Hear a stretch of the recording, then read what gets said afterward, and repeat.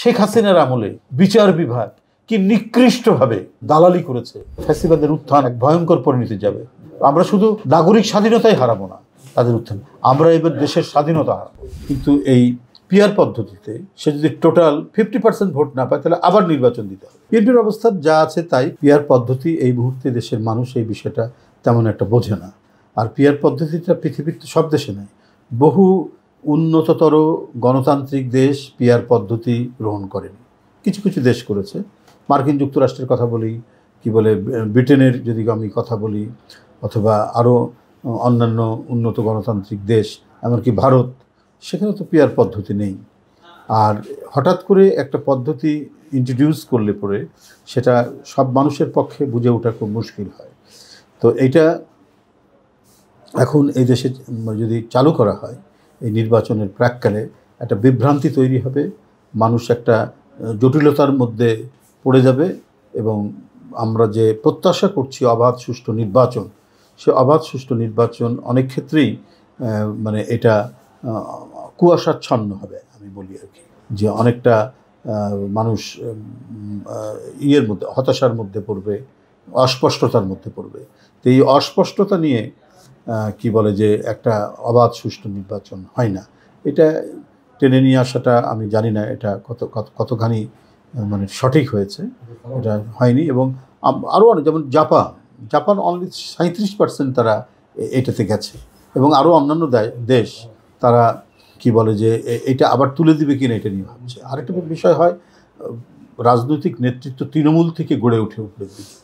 তো তৃণমূল থেকে গড়ে ওঠার ক্ষেত্রে তারা প্রথমে নিজ এলাকায় বা নিজ প্রতিষ্ঠানে কাজ, আমরা যেমন ছাত্র রাজনীতি করেছি রাজশাহী ইউনিভার্সিটিতে, তারপরে ধাপে ধাপে সারা দেশের কেন্দ্রের প্রেসিডেন্ট হয়েছি, তারপর জাতীয় রাজনীতিতে অবস্থান করছি, এইভাবে ধাপে ধাপে আমরা মানে এখানে এসেছি। তো প্রত্যেকেরই নিজস্ব এলাকা আছে, নিজের বাড়িঘর আছে, পৈতৃক দাদার বাড়ি আছে, ইয়ে বাড়ি আছে। ছাত্র রাজনীতির শেষে মানুষ সেখানে ফিরে যায়, সেখানে কাজ করে, এবং কাজ করে এলাকার মধ্যে তার একটা মানে দৃশ্যমান অদৃশ্যমান যেটাই বলি না কেন একটা ইয়ে গড়ে ওঠে, একটা কি বলে তার একটা ভাবমূর্তি গড়ে ওঠে। তো এই যে আমাদের যে ট্র্যাডিশনটা, আমাদের নির্বাচন এবং গণতন্ত্র চর্চার যে ঐতিহ্যটা, সেই ঐতিহ্যটা যদি হঠাৎ করে এইভাবে ভেঙে ফেলে, তাহলে মানুষের মধ্যে ওই যে বললাম একটা অস্পষ্টতা, একটা দ্বিধা, একটা দ্বন্দ্ব, একটা বিভ্রান্তি মানুষ পড়ে যাবে। তো সেই ক্ষেত্রে আমার মনে হয় যে আমাদের যে আগের যে পদ্ধতি, যে একটা এলাকায় যিনি প্রতিনিধি দাঁড়াবেন দলের পক্ষ থেকে, তাকে যদি মানুষ সেই দলকে পছন্দ করলে সে ব্যক্তিকেও পছন্দ করে, এবং ব্যক্তির তার ওই এলাকায় যে দীর্ঘদিনের কাজ, তার যে সেখানকার নেতৃত্ব, সেটাও মানুষ বিবেচনা করে। দুই বিবেচনায় একটা মানুষ একটা এলাকায় যেতে। কিন্তু যদি ওইখানটায় এই পিয়ার পদ্ধতি হয়, প্রপোর্শনেট রিপ্রেজেন্টেশন যেটা হয়, আনুপাতিক যে যার কথা বলা হচ্ছে, সেইটা হলে পরে তো সেটা হবে না, এবং সেখানে আরও বেশি স্বেচ্ছাতন্ত্র, স্বৈরতন্ত্র তৈরি হওয়ার সম্ভাবনা থাকে। এখন যে পদ্ধতি আছে সেই পদ্ধতিতে তৃণমূলকে গুরুত্ব দেওয়ার এবং তৃণমূলের মতামতকে গ্রহণ করা, পার্টির ভিতরে এবং জাতীয় পর্যায়ের যে কোনো জাতীয় নির্বাচনে মানে তৃণমূল এখানে বেশি এম্পাওয়ার্ড হয়। এম্পাওয়ার্ড ইন এ সেন্স যে তারা মনে করে যে আমি একজন ব্যক্তিকে ভোট দিয়ে তাকে এমপি বানিয়েছি এবং তারা সরকার গঠন করবে বা যেটাই হোক। তো যদি সরকার গঠন করে তাহলে সেই সরকারের মধ্যে ওই দেশের একজন নাগরিক, একবারে গ্রামীণ জনপদের একজন নাগরিককে সে ক্ষমতায়ন হলো, যে আমি মানে একটা মানে ক্ষমতা কেন্দ্র আমি তৈরি করতে পারি, এটা ভাববে। আমি একটা সরকার গঠন করতে পারি, ওই সরকারে আমার অংশগ্রহণ আছে, আর সেই সরকার জবাবদিহি করতে হয়, কারণ তাকে আবার ভোট করতে হবে।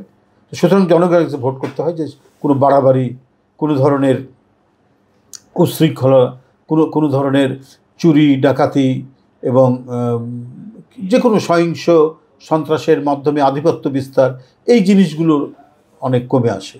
আমাদের এই দেশে যেটা আমরা দেখলাম 16 বছর শেখ হাসিনা আমল, মানে অ্যাবসেন্স অফ ডেমোক্রেসি, এই গণতন্ত্রের অনুপস্থিতির কারণেই তো এখানে মানে টাকা পাচারকারীর জন্ম হয়েছে, লুটেরাদের জন্ম হয়েছে, জমি দখলকারীর জন্ম হয়েছে, চাঁদাবাজের জন্ম হয়েছে। শুধুমাত্র শেখ হাসিনার দুঃশাসন এবং গণতন্ত্রহীনতার কারণে। এখানে যদি গণতন্ত্রের ধারাবাহিকতা থাকতো তাহলে কিন্তু এই যে জবাবদিহির যে ব্যাপারটা তৃণমূলের কাছে, একজন সাধারণ নাগরিকের কাছে, বৈধ নাগরিকের কাছে, সেটা মানে থাকতো। তাতে সমাজ থেকে অপরাধ অনেক কমে যেত, আইনের শাসন নিশ্চিত হতো, ন্যায় বিচার নিশ্চিত হতো। তো এই পদ্ধতিতে এখন হঠাৎ করে এটা নিলে পরে এটা আরও নানা ধরনের জটিলতা তৈরি করবে। যেমন হচ্ছে, যদি শতকরা 50% যদি ভোট না পায় কোনো দল, ধরেন শতকরা সে 48% ভোট পেয়ে 160-70টা আসন পেয়ে, তো 60-70 আসন পেলে সে সরকার গঠন করবে। কিন্তু এই পিয়ার পদ্ধতিতে সে যদি টোটাল 50% ভোট না পায় তাহলে আবার নির্বাচন দিতে হবে। পৃথিবীর বিশেষ করে ইউরোপের যে সমস্ত দেশে এটা প্রচলিত আছে, সেই সমস্ত দেশে হচ্ছে এটাই মানে মূল ঘটনা, যে এইটা তখন আমাদের দেশে মানে এই একটা নির্বাচন করলাম, 50% হলো না, আবার তারপরের দিন নির্বাচন সম্ভব না। ওরা হচ্ছে 300, 400, 500, 600 বছরের গণতন্ত্রের ওদের ঐতিহ্য, ওদের সোসাইটি ওইভাবে ডেভেলপ করেছে। আর আমাদের গণতন্ত্র বারবার হোঁচট খাচ্ছে, পথ চলায় স্তব্ধ হচ্ছে। আমরা যদি ওই রকম একটা গণতান্ত্রিক সমাজ এবং রাষ্ট্র নির্মাণ করতে পারতাম তখন হয়তো এটা সম্ভব হতো। কিন্তু আমাদের তো মানে প্রাথমিক গণতান্ত্রিক পথ চলা এবং সেটার যে একটা পরিপূর্ণ যে বিকাশ, সেই জায়গায় তো আমরা আসতে পারিনি। আমরা তো যতটুকু এগোচ্ছি আবার পিছিয়ে যাচ্ছি, আবার পিছনের দিকে চলে যাচ্ছি। মাঝখান থেকে ফ্যাসিবাদের উত্থান হচ্ছে, ডিক্টেটরশিপ চলে আসছে। তো ফলে আমাদের যদি স্মুথ অভিযাত্রা থাকতো, গণতন্ত্রের পথ চলা থাকতো, তাহলে হয়তো একটা পর্যায়ে মানুষের মধ্যে মানে এই প্রপোর্শনেট রিপ্রেজেন্টেশনটা হয়তো খুব একটা বুঝতে বা উপলব্ধি করতে অসুবিধা হতো না। কারণ প্রতিটা মানুষই তখন এম্পাওয়ার্ড হয় এবং তারা জানে যে মানে যে দলকে যেভাবে ভোট দেওয়া হয়, সে দলের সত্যিকার অর্থেই যারা প্রতিনিধিত্ব করার যোগ্যতা রাখে তারাই প্রতিনিধিত্ব করবে, যখন দল সেটাকে ভাগ করে দিবে বিভিন্ন এর মধ্যে। তো এখন তো সেটা খুব মুশকিলের ব্যাপার এই দেশে। এখন এটা করতে গেলে আমি বললাম যে এমন এক ইয়ের মধ্যে পড়বে, বিভ্রান্তির মধ্যে পড়বে, তাতে এটা হোঁচট খাবে। এই পদ্ধতিটা অ্যাডপ্ট করা এটা হোঁচট খাবে, এটা স্মুথ হবে। ঠিক আমি যতটুকু বুঝি সেটা আমি আপনার সামনে এখানে উপস্থাপন করলাম। কিন্তু যদি এটা মানে গো ধরা যেটাকে বলে, বা মানে বাচ্চাদের শিশুর আবদার হলে পরে, তাহলে সেটা সমস্যা হবে। মানে একটা গণতান্ত্রিক পরিবেশ নির্মাণ করা, গণতান্ত্রিক সমাজ নির্মাণ করা, সেক্ষেত্রে এটা সব সমস্যা হবে। অবশ্যই কিছু গ্রহণ, কিছু বর্জনের মধ্যে দিয়ে আমাদেরকে যেতে হবে সব রাজনৈতিক দলকে। কোনো জায়গায় প্রচণ্ড ভিন্ন মত থাকবে, আবার মাথার মধ্যে পারস্পরিক সহযোগিতারও চেতনা থাকতে হবে, চিন্তা থাকতে হবে। এটা যদি কোনোভাবে যদি ব্রেক করে তাহলে তো ফ্যাসিবাদের উত্থান আবার হবে, এক ভয়ঙ্কর পরিণতি যাবে। তখন আমরা শুধু নাগরিক স্বাধীনতাই হারাবো না, তাদের উত্থান, আমরা এবার দেশের স্বাধীনতা হারাবো। যদি মানে এই ডেমোক্রেটিক ফোর্সের মধ্যে কোনো বিভাজন হয়, তাহলে আমরা শুধু আমাদের নাগরিক স্বাধীনতাই নয়, আমরা দেশের সার্বভৌমত্ব দুর্বল হবে, দেশের স্বাধীনতা হারাবো। এই জন্য সব কিছু বিষয় বিচার বিবেচনা করে সব রাজনৈতিক দলকে কাজ করতে হবে। আমরা আজকেও পেপারে দেখেছি যে মানে তারা নির্বাচনের ব্যাপারে তাদের কিছু 7 দফা দাবি আছে, সেটা মানার জন্য বলেছেন। কিন্তু নির্বাচন যখনই দিবে তারা সেই নির্বাচন করবে, সে কথা বলেছেন। সেটা তাদের রাজনৈতিক অবস্থান থেকে যেটা বলার তারা সেটা বলতে পারে।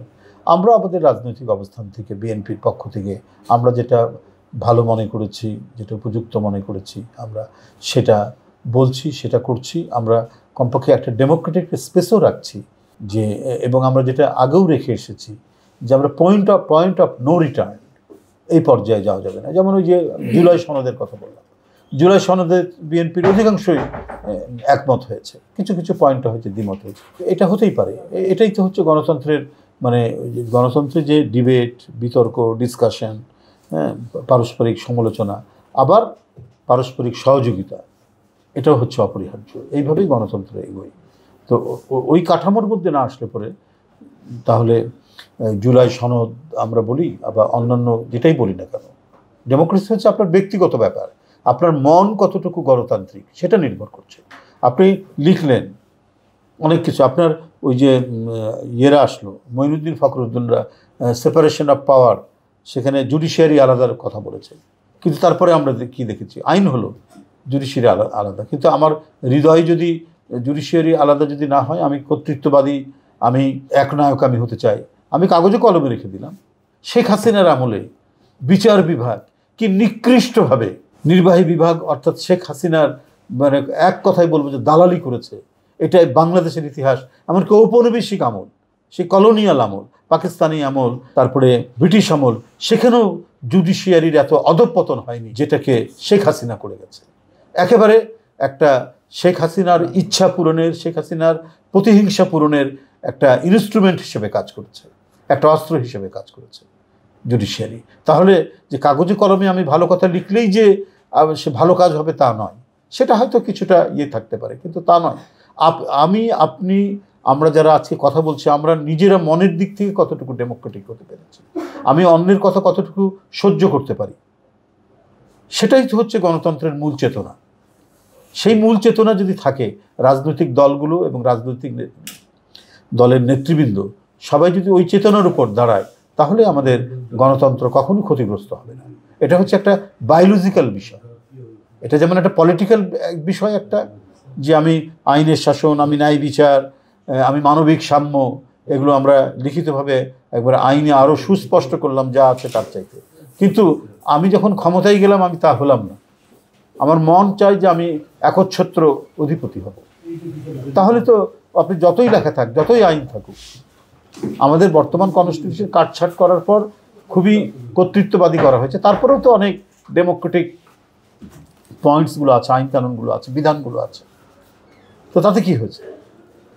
এই কনস্টিটিউশন ধরেই শেখ হাসিনা চরম ফ্যাসিস্টের প্রকাশ দেখিয়েছে তার 16 বছরের আমল। সুতরাং আগে হচ্ছে পলিটিক্যাল পার্টি এবং রাজনৈতিক নেতৃত্ব সবাইকে গণতান্ত্রিক মন মানসিকতা এবং চেতনার অধিকারী হতে হবে। এটা যেমন একটা পলিটিক্যাল বিষয়, এটা একটা বায়োলজিক্যাল বিষয়। আমি কতটা গণতন্ত্র মনা আমরা প্রত্যাশা করছি, হয়তো উনি তাড়াতাড়ি আসবেন, এটা আমরা প্রত্যাশা করি।